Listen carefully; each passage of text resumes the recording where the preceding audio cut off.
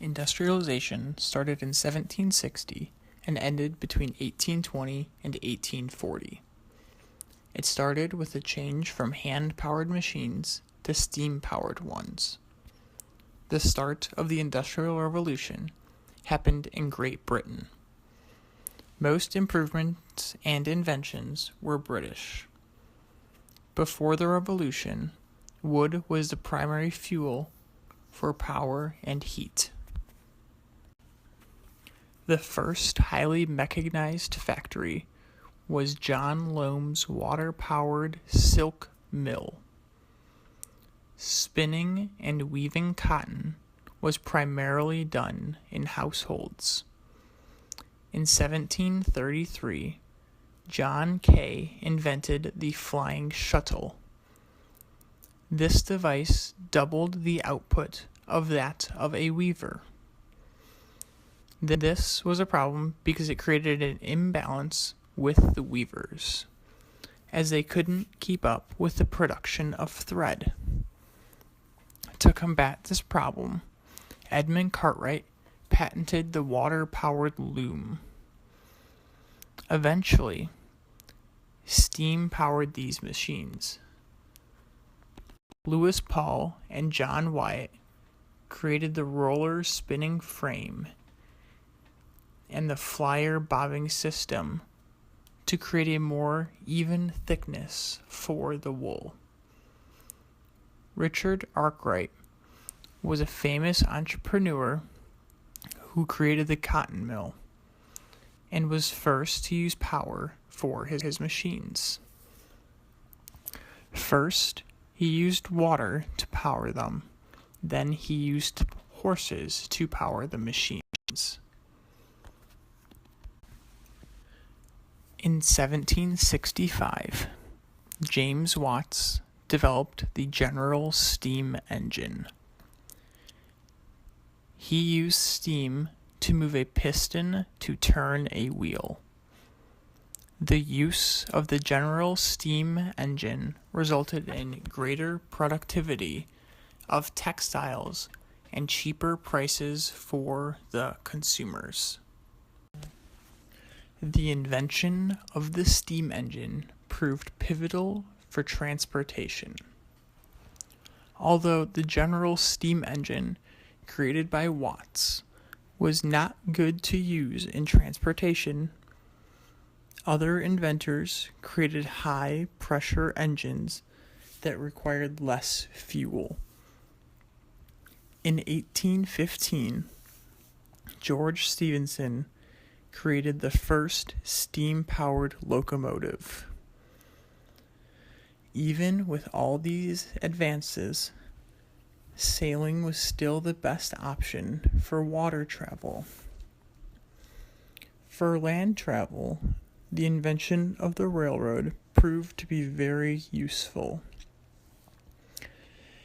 It provided the best option to transport people and goods.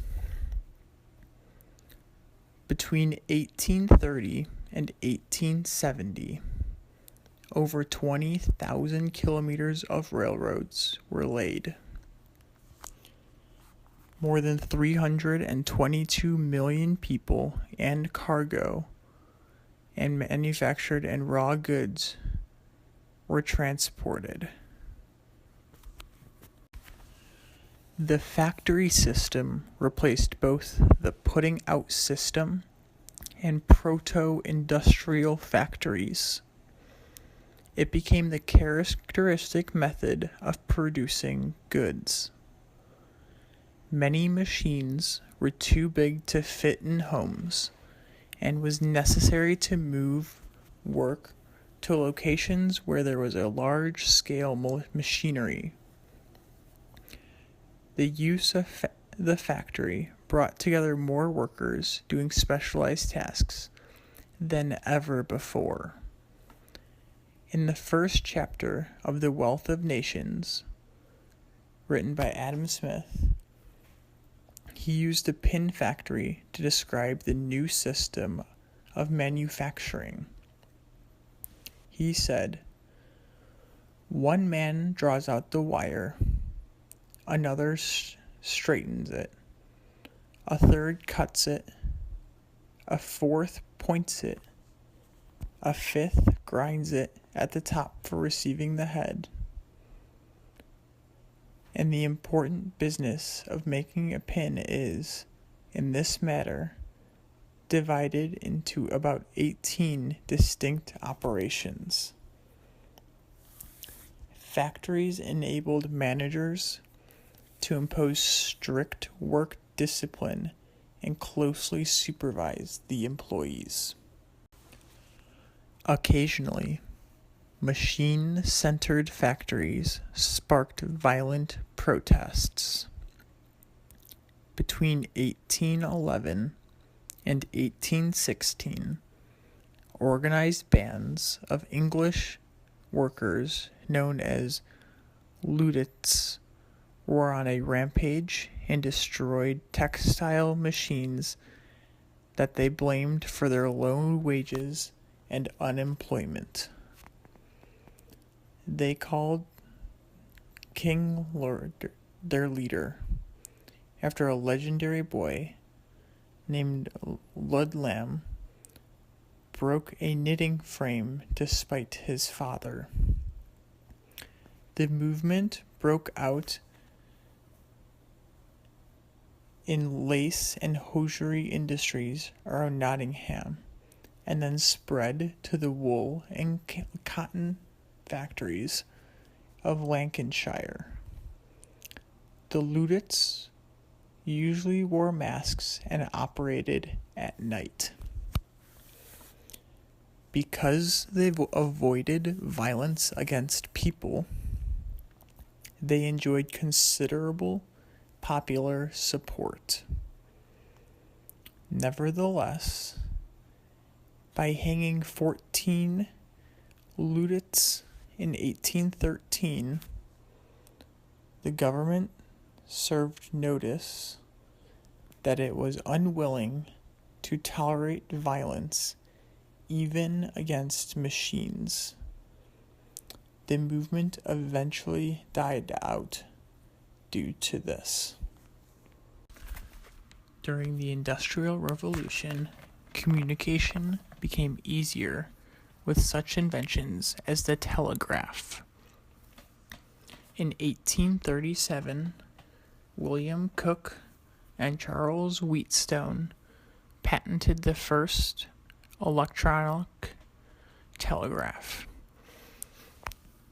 By 1840, railways were a Cooke-Wheatstone system, and in 1866, the first telegraph cable was successfully laid across the Atlantic Ocean.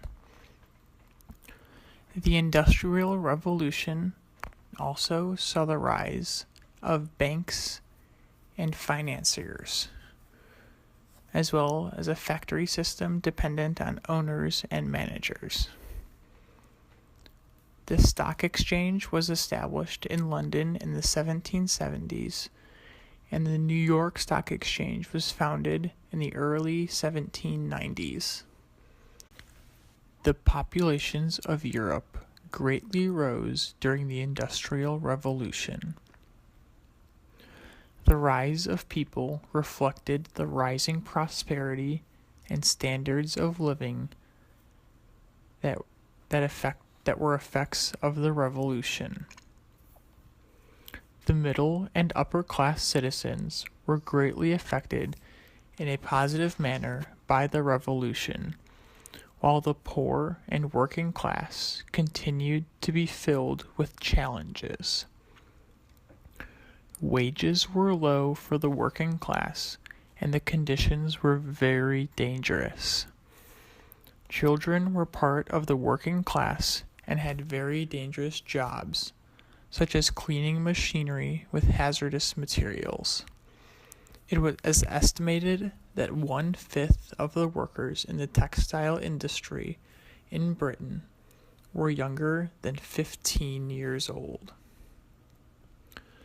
Industrialized areas were also unable to keep pace with the flow of workers arriving to the area from the countryside. This resulted in inadequate and overcrowded conditions for housing.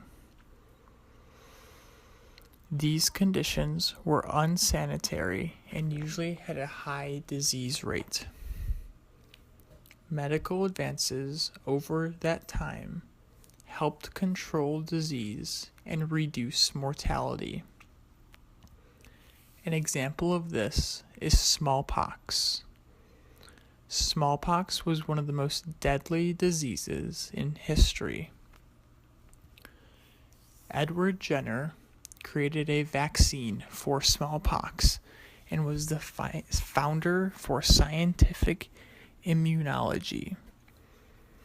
After hearing about Jenner's accomplishments, they developed vaccines that prevented sickness from polio, tetanus, typhoid, whooping cough, and many others that were prevalent during that time. During the Industrial Revolution, high birth rates were very common. As the revolution progressed, death rates started to fall due to better nutrition and improved disease control. From 1800 to 1900, the British population rose from 10.5 million to 37.5 million. The German population during that time rose from 18 million to 43 million.